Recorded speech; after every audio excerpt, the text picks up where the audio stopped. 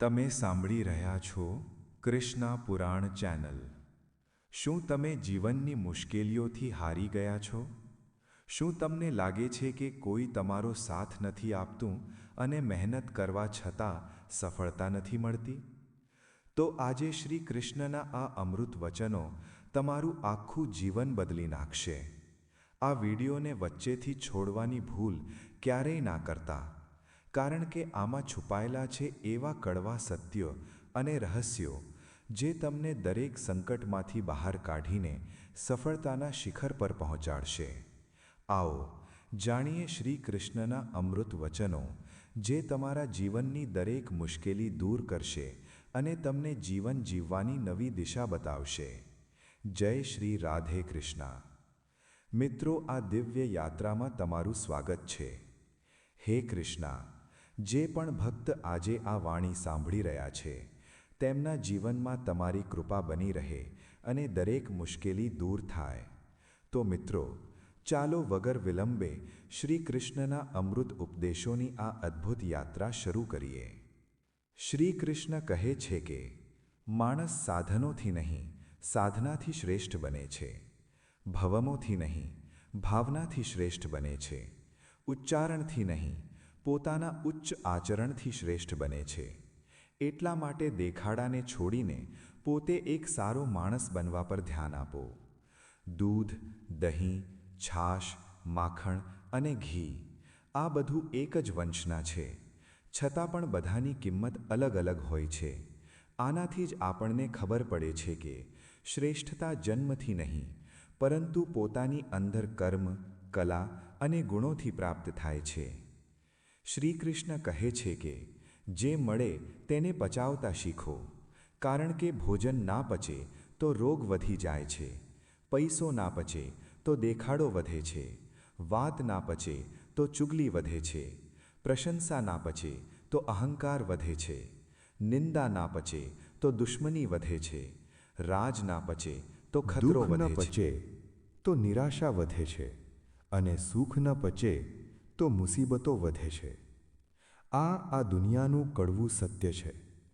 જ્યારે મનુષ્ય પોતાની ભૂલ પર વકીલ અને બીજાની ભૂલો પર જજ બની જાય છે, ત્યારે નિર્ણયો નથી થતા, અંતર વધે છે। ક્રોધ એકલો આવે છે, પરંતુ આપણી પાસેથી બધી જ સારી બાબતો લઈ જાય છે, અને ધીરજ પણ એકલી આવે છે, પરંતુ આપણને બધી જ સારી બાબતો આપી જાય છે। પોતે દલીલ કરશો તો બધા સવાલોના જવાબ મળી જશે, પરંતુ જો બીજાઓ સાથે દલીલ કરશો તો હજુ નવા સવાલો ઊભા થઈ જશે। પાણીનું એક ટીપું જ્યારે ગરમ તવા પર પડે છે તો તે નષ્ટ થઈ જાય છે, કમળના પાંદડા પર પડે છે તો તે મોતીની જેમ ચમકવા લાગે છે, છીપમાં આવે છે તો મોતી બની જાય છે। પાણીનું ટીપું તો એ જ છે, પણ ફર્ક તો માત્ર સંગતનો છે। સંસારમાં મનુષ્ય એકમાત્ર એવું પ્રાણી છે જેને ઈશ્વરે હસવાનું અને હસવા માટેનું વરદાન આપ્યું છે, તેને ગુમાવવા ન દેતા। યાદ રાખો કે પ્રેમથી વાત કરવાથી તમારી મિલકત ઓછી નહીં થઈ જાય। શ્રી કૃષ્ણ કહે છે કે રાજકારણમાં સંબંધો હોય તો ખૂબ સારી વાત છે, પરંતુ સંબંધોમાં રાજકારણ હોવું વિનાશનું કારણ બને છે। પોતાનું કહેવાથી કોઈ પોતાનું નથી થતું, પોતાનું તો તે હોય છે જેને દિલથી અપનાવવામાં આવે। શ્રી કૃષ્ણ કહે છે કે જીવનમાં હંમેશા બે લોકોથી દૂર રહેવું, એક વ્યસ્ત માણસ અને બીજો ઘમંડી, કારણ કે વ્યસ્ત માણસ પોતાની મરજીથી વાત કરશે અને ઘમંડી માણસ તમને પોતાના અર્થથી યાદ કરશે। એટલા માટે એકલા ચાલતા શીખી લો, કારણ કે સહારો ભલે કેટલો પણ સાચો હોય, એકને એક દિવસ સાથ છોડી દે છે। વસ્તુઓની કિંમત મળતા પહેલાં હોય છે અને માણસોની કિંમત ગુમાવ્યા પછી। ગીતામાં લખ્યું છે કે જ્યારે માણસની જરૂરિયાત બદલાય, વાત કરવાની રીત પણ બદલાઈ જાય છે। ભરોસો જીતવામાં આવે છે, માંગવામાં નથી આવતો। આ એ સંપત્તિ છે જેને કમાવામાં આવે છે, ખરીદવામાં નથી આવતી। જીવનના 5 સાચા મંત્રો। દર્પણ તમને જૂઠ નથી બોલવા દેતું, જ્ઞાન ક્યારેય તમને ભયભીત નહીં થવા દે, સત્ય ક્યારેય તમને નબળા નહીં પડવા દે, પ્રેમ ક્યારેય તમને ઈર્ષા નહીં કરવા દે, અને વિશ્વાસ તમને ક્યારેય દુઃખી અને નિરાશ નહીં થવા દે. શ્રી કૃષ્ણ કહે છે કે કોઈને કંઈ પણ સમજાવતા પહેલાં અવશ્ય સમજી લો કે સામેવાળી વ્યક્તિ તમારી વાતને સમજવાને લાયક છે પણ કે નહીં. કારણ કે માટલામાં જો કાણું હોય તો કેટલું પણ પાણી નાખો તે ખાલી જ રહેશે. શ્રી કૃષ્ણ કહે છે કે એવી વ્યક્તિનો સાથ ક્યારેય ન છોડો જેણે તમને આ 3 વસ્તુઓ આપી છે: સમય, સાથ અને સમર્પણ. દરેક કામ સરળ થશે જ્યારે તમારા મા-બાપના આશીર્વાદ તમારી સાથે હશે. યાદ રાખજો, જ્યારે તમારો સમય આવશે તો ભગવાન તમને સારું નહીં, સર્વશ્રેષ્ઠ આપશે. ભરોસો ભગવાન પર રાખો, લોકો પર નહીં. કારણ કે દગો લોકો આપે છે, ભગવાન નહીં. માણસને માણસ દગો નથી આપતો, પરંતુ તે અપેક્ષાઓ આપે છે જે તે બીજાઓ પાસેથી રાખે છે. જિંદગીમાં કોઈને એટલી જ તકલીફ આપવી જેટલી પોતે સહન કરી શકો. કારણ કે તકલીફ આપવામાં તો ખૂબ મજા આવે છે, પરંતુ જ્યારે પોતે પર આવે છે ત્યારે ત્યાં રડવું આવે છે.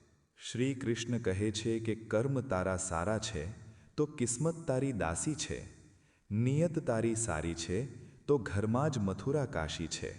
કૂવામાં ઉતર્યા પછી ડોલ નમે છે, પરંતુ નમ્યા પછી ભરાઈને જ નીકળે છે. પણ કંઈક આવું જ છે. જે નમે છે તે અવશ્ય કંઈક ને કંઈક લઈને જ ઉઠે છે. ઉંમર ભલે કોઈ પણ હોય, જિંદગી રોજ કોઈને કોઈ બોધ જરૂર શીખવાડે છે. કેમ રડો છો મનનું ન થવા પર? જે લખ્યું છે તે થઈને જ રહેશે. ઈશ્વર એક રસ્તો બંધ કરે છે તો પહેલાં અનેક રસ્તાઓ ખોલી દે છે. ગરમીની ઋતુમાં પાંદડા સુકાઈ ગયા પછી પણ પક્ષીઓ માળો નથી છોડતા, કારણ કે તેઓ પણ જાણે છે કે ફરીથી વસંત આવશે અને ઝાડ પર નવા પાંદડા આવશે. જે થઈ રહ્યું છે તેને ભૂલીને નવી શરૂઆત કરો. યાદ રાખો કે જેનું કોઈ નથી હોતું તેનો ઈશ્વર હોય છે. નાની મોટી ઘટનાઓથી નિરાશ ન થાઓ. યાદ રાખો, જે ચંદન ઘસાઈ જાય છે તે જ ભગવાનના મસ્તક પર લગાવવામાં આવે છે, અને જે નથી ઘસાતું તે માત્ર બાળવાના કામમાં આવે છે. આપણે કરીએ છીએ કંઈક બીજું, બોલીએ છીએ કંઈક બીજું, વિચારીએ છીએ કંઈક બીજું અને બતાવીએ છીએ કંઈક બીજું, પરંતુ આપણી વાસ્તવિકતા કંઈક બીજી જ હોય છે. આટલા બધા ચહેરાઓ લઈને આપણે જિંદગીમાં ખુશી અને સફળતાની શોધ તો શું અપેક્ષા પણ નથી કરી શકતા. જ્યારે દિલમાં મેલ, સ્વભાવમાં જિદ અને શબ્દોમાં મુકાબલો આવી જાય તો આ ત્રણેય જીતી જાય છે. ત્યારે હારે છે તો માત્ર સંબંધો.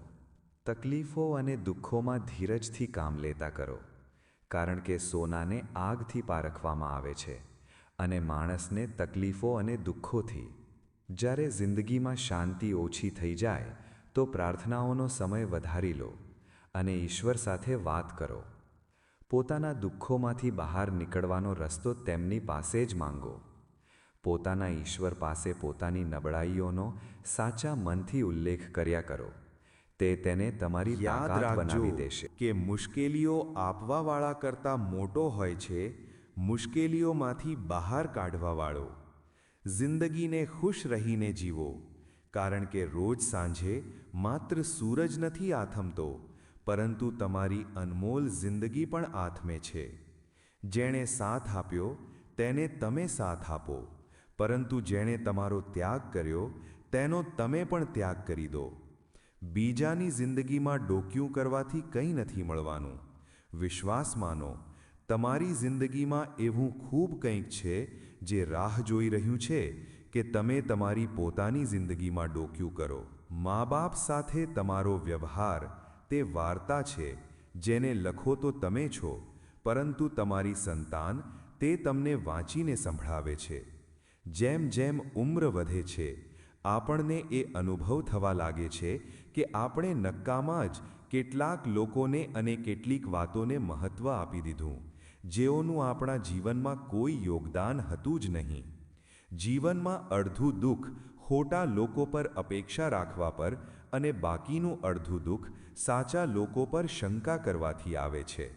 એક ખોટા પાસવર્ડથી જો મોબાઈલ નથી ખુલતો, તો ખોટી રીતે જીવન જીવવાથી ખુશીઓના દરવાજા ભલા કેવી રીતે ખુલશે? દરેક કોઈ સુખની ચાવી શોધી રહ્યું છે, પરંતુ સવાલ એ છે કે સુખને તાળું માર્યું કોણે? લાંબો દોરો અને લાંબી જીભ હંમેશા ગૂંચવાઈ જાય છે. એટલા માટે દોરાને લપેટીને રાખો અને જીભને કાબૂમાં રાખો. મજાક અને પૈસો ખૂબ વિચારી સમજીને ઉડાડવો જોઈએ. આ જીવનનું કડવું સત્ય છે કે ના લોકોને કાયદા પસંદ છે, ના લોકોને વાયદા પસંદ છે. લોકોને તો બસ પોતાના ફાયદા પસંદ છે. એટલા માટે હંમેશા જૂઠી તારીફ કરવાવાળાઓથી અંતર બનાવી લેવું જોઈએ. કારણ કે સાંભળ્યું છે કે તારીફોના પુલ નીચે અર્થની નદી વહે છે. તમે જરા નીચે પડીને જુઓ, કોઈ નહીં આવે ઉઠાવા. તમે જરા ઉડીને તો જુઓ, બધા આવશે તમને. આજના જમાનામાં વધારે સારા હોવું પણ એક ભૂલ જ છે. લોકોને લાગે છે કે તમે દેખાડો કરી રહ્યા છો. જો જિંદગીમાં સફળ થવા માંગતા હો તો આ વાત યાદ રાખજો કે એકલા જ લડવી પડે છે જિંદગીની લડાઈ. લોકો સાંત્વના તો આપી દે છે, પણ સાથ કોઈ નથી આપતું.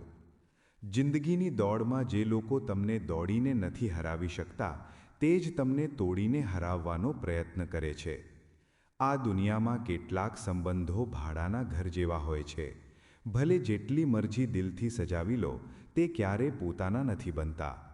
મિત્રો, પરેશાનીઓ કોના જીવનમાં નથી આવતી? પરંતુ રસ્તા પર ખાડો ગમે તેટલો મોટો હોય, જો ધીમી ગતિથી નીકળી જવાય તો આંચકો ઓછો લાગે છે.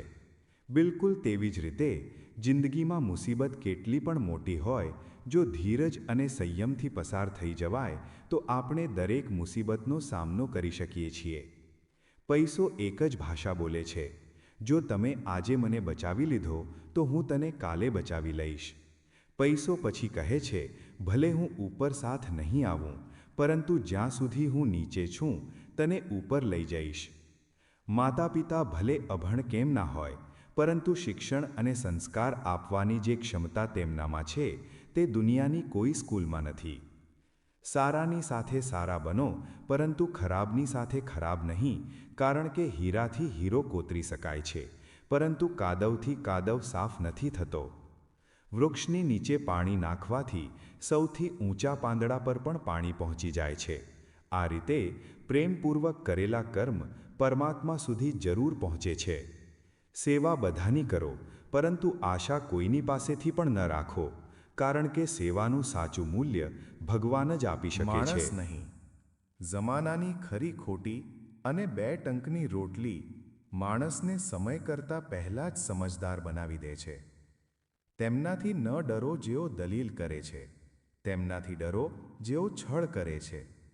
ખૂબ સમજદાર હોય છે તે લોકો જેમને શરૂઆતમાં જ ઠોકર ખાવા મળી જાય છે, કારણ કે અક્કલ બદામ ખાવાથી નહીં, ઠોકર ખાવાથી મળે છે. આ જિંદગી આસાન નથી, બસ પોતે મજબૂત બનવું પડે છે. સાચો સમય ક્યારેય આવતો નથી, તેને લાવવો પડે છે. મિત્રો, આશા કરીએ છીએ કે આ વિડિયો તમને સારો લાગ્યો હશે.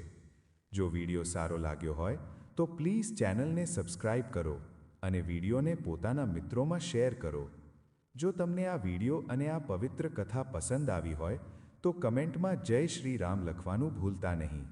અને આવી જ ધાર્મિક કથાઓ સાંભળવા માટે કૃષ્ણા પુરાણ ચેનલને અત્યારે જ સબસ્ક્રાઇબ કરો. જય શ્રી કૃષ્ણ. હર હર મહાદેવ.